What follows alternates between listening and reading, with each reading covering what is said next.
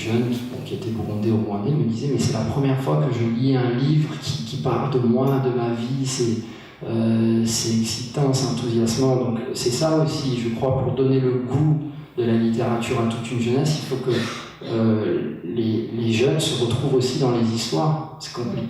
On a envie d'avoir aussi des histoires d'amour qui se passent à Butare ou à Gitega, et pas forcément à New York ou à Paris. Enfin, et ça serait complètement illogique d'avoir un livre traduit dans, je sais pas, en japonais ou en chinois, un livre qui parle du Rwanda et du Burundi, et de ne pas pouvoir le trouver dans la langue du pays dont il est question. Remémorer ma vie naguère avant la guerre, trimant pour me rappeler mes sensations sans rapatriement. Petit pays, je t'envoie cette carte postale, ma rose, mon pétale, mon cristal, ma terre natale. Ça fait longtemps les jardins de Bougainvilliers, souvenirs enfermés dans la poussière d'un bouquet. J'espère aussi que ce livre va permettre à certaines personnes qui sont coupées de leur histoire, parfois par le silence qui les entoure, ou parfois simplement parce qu'ils n'ont pas eu entre les mains les livres ou les livres qui leur permettent de comprendre. Il y a également un autre support sur lequel, avec le réalisateur Eric Barbier, le réalisateur français, Gaël, tu es en train de travailler, c'est le cinéma. Mon éditeur français, Grasset, m'a dit on reçoit beaucoup de demandes de production de cinéma pour adapter Petit Pays en film. Je vais recommencer depuis le début, mais tu sais comment c'est.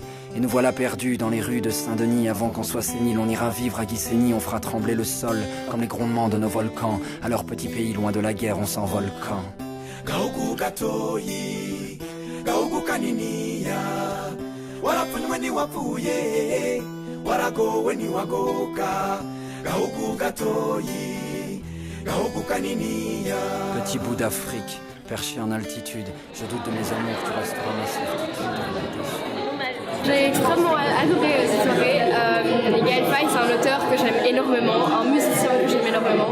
Et ça me tenait à cœur de venir pour la présentation du livre traduit en Kinyarwanda, parce que de base je suis rwandaise.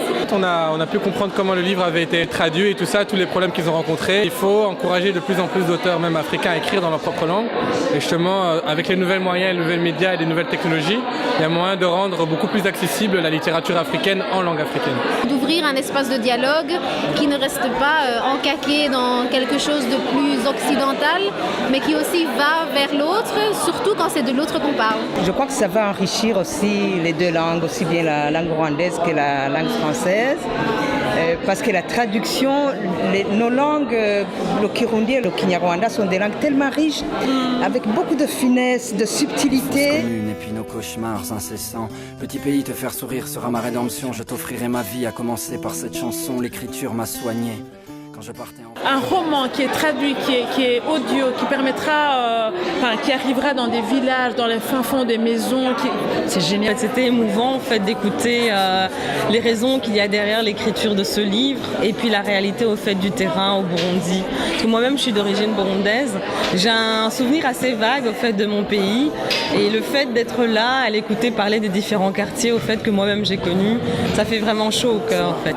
Mais il y a un truc qu'il a dit qui m'a personnellement touché, c'est le fait qu'il dit que lui, voilà, il a compris son histoire par une pièce de théâtre. Et en fait, lui, en faisant ce roman, il permet à d'autres personnes de comprendre leur histoire. Pays, je saigne de tes blessures. Je t'aime, ça j'en suis sûr. Un sentiment de fierté, d'avoir cette impression que à plusieurs, parce que c'est une aventure